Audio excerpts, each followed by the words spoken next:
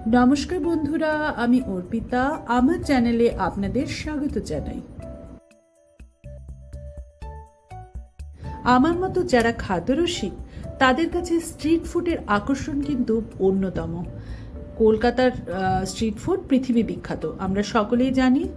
কলকাতার বিভিন্ন রকম স্ট্রিট ফুডের মধ্যে ডিমের ডেভিল কিন্তু বেশ জনপ্রিয়। এই জনপ্রিয় রেসিপিটি আজ আমি আমার কিচেনে তৈরি করে দেখাবো। আমি এই রেসিপিটি তৈরি করার জন্য আজ ব্যবহার করছি হাঁসের ডিম। সাধারণত ডিমের ডেভিল তৈরি করার জন্য মাংসের পুর ব্যবহার করা হয়। আজ আমি ব্যবহার করব মুরগির মাংসের পুর। প্রথমেই আমি ডিমের ডেভিল তৈরি করার জন্য একটা পুর বানিয়ে নেব। একটা কড়াইতে 1 টেবিল চামচ সাদা তেল গরম করে ওতে দিয়ে দিলাম একটা বড় সাইজের কুচানো পেঁয়াজ। পেঁয়াজটা যাতে তাড়াতাড়ি নরম হয়ে যায় তার জন্য দিয়ে দিলাম সামান্য নুন। 2 থেকে 3 মিনিট পেঁয়াজটা ভালো করে ভেজে নিয়ে ওতে দিয়ে দিলাম 1 টেবিল চামচ আদা রসুন বাটা।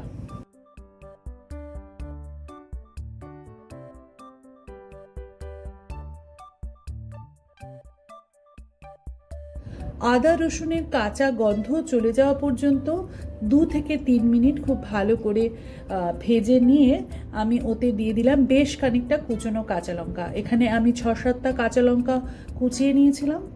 এর সাথে দিয়ে দিলাম হাফ চা চামচ হলুদ গুঁড়ো ও হাফ চা চামচ শুকনো লঙ্কা গুঁড়ো। সমস্ত মশলা 1 থেকে 2 মিনিট কম আঁচে ভেজে নিয়ে আমি ওতে দিয়ে দিলাম 200 গ্রাম চিকেন কিমা।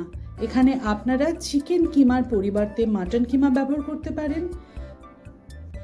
আপনারা আপনাদের পছন্দ মতো সেদ্ধ করা কাটা ছাড়ানো রুই মাছ বা ভেটকি মাছও এই পুরে ব্যবহার করতে পারেন। 3 থেকে 4 মিনিট কম আঁচে সমস্ত উপকরণের সাথে চিকেন কিমা ভাজা ভাজা করে নেবার পরে আমি দিয়ে দিচ্ছি হাফ চা চামচ গরম মশলা গুঁড়ো, হাফ চা চামচ রোস্টেড কিউমিন পাউডার বা ভাজা জিরের গুঁড়ো, হাফ চা চামচ আমচুর পাউডার ও হাফ চা চামচ ব্ল্যাক পেপার পাউডার বা গোলমরিচের গুঁড়ো। সমস্ত ইনগ্রেডিয়েন্টসের সাথে চিকেন কিমাটাকে মিশিয়ে আরও 2 থেকে 3 মিনিট ভালো করে ভেজে নিয়ে এতে দিয়ে দিচ্ছি সেদ্ধ করে রাখা আলু। এখানে আমি 4টে বড় সাইজের আলু সেদ্ধ করে নিয়েছিলাম। আলুটা মাখার সময় আমি ওতে স্বাদ মতো নুন দিয়ে দিয়েছিলাম। এখন এখানে দিয়ে দিচ্ছি সামান্য চিনি। চিনিটা অপশনাল, আপনারা চাইলে নাও দিতে পারেন। আমি সামান্য চিনি ব্যবহার করেছি স্বাদটাকে ব্যালেন্স করার জন্য। ভালো করে সমস্ত উপকরণ মিশিয়ে দিচ্ছি। আলু ও চিকেন কিমা ভালো করে মিশে গেলে আপনারা নুনটা এবং মিষ্টিটা ভালো করে চেক করে নেবেন। প্রয়োজন মতো নুন ও চিনি আরও অ্যাড করে দেবেন। আমার প্রয়োজন হয়নি তাই আমি আর দিইনি। সমস্ত উপকরণ ভালো করে মেশানো হয়ে গেলে আমি একটা আলাদা পাত্রে রেখে ঠান্ডা করে নিচ্ছি।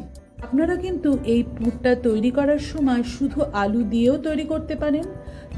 শুধু আলু দিয়েও ডিমের ডেভিল খেতে কিন্তু বেশ লাগে। আমি এখানে নিয়ে নিয়েছি বেশ কয়েকটা সেদ্ধ হাঁসের ডিম। আমি এখানে হাঁসের ডিম ব্যবহার করেছি, আপনারা চাইলে মুরগির ডিমও ব্যবহার করতে পারেন। আমি সেদ্ধ ডিমগুলোকে অর্ধেক করে কেটে নিচ্ছি।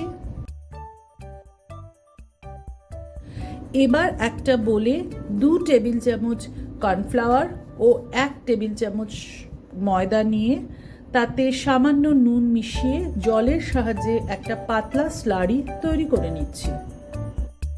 আপনারা চাইলে এই স্লারিটাতে একটা ডিমও ব্যবহার করতে পারেন, তবে আমি ডিম ব্যবহার করি না। আমি কর্নফ্লাওয়ার ও ময়দা দিয়ে এই স্লারিটাকে তৈরি করে নিই। আমি যে যে ইনগ্রেডিয়েন্টস ব্যবহার করে যে পদ্ধতিতে ডিমের ডেভিল বানাচ্ছি আপনারা অবশ্যই একবার ট্রাই করবেন। আমার গ্যারান্টি যে আপনাদের ভালো লাগবে। একবার এই ডেভিলটি বানিয়ে নিলে দোকান থেকে কিনে খেতে ইচ্ছেই হবে না। যখনই ইচ্ছে হবে আপনারা নিজেরাই বানিয়ে নিতে পারবেন। একবার বানিয়ে নিয়ে বেশ অনেক দিনের জন্য স্টোর করেও কিন্তু রাখতে পারবেন। আমি একটা ডিশে 2 টেবিল চামচ ময়দা নিয়ে নিয়েছি।